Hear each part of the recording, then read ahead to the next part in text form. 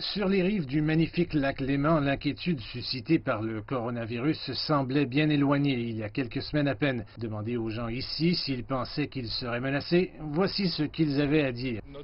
Pas tout de suite, mais je pensais que ça viendrait ici en Europe.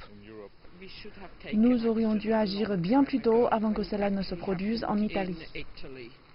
La Suisse borde la région la plus touchée du nord de l'Italie et la peur commence à se propager ici.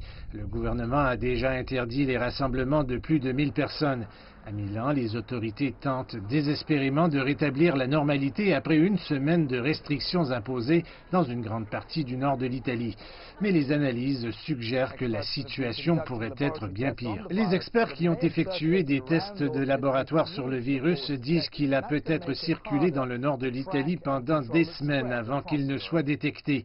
Et cela rendra beaucoup plus difficile le suivi et le contrôle de sa propagation à travers l'Europe. Parmi les pays qui ont signalé des cas d'infection, dont plusieurs premières au cours des derniers jours, 14 remontent à l'Italie. L'Organisation mondiale de la santé affirme que tant que les infections peuvent être retracées, cela facilite la maîtrise de la propagation. C'est pourquoi un nouveau cas qui est apparu aux États-Unis peut sonner l'alarme. On ne sait pas d'où vient le virus.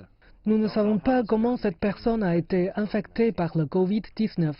Il est trop tôt pour dire quel impact ce cas a sur la famille, les amis, les collègues ou le district scolaire de Lake Oswego et les autres membres de la communauté.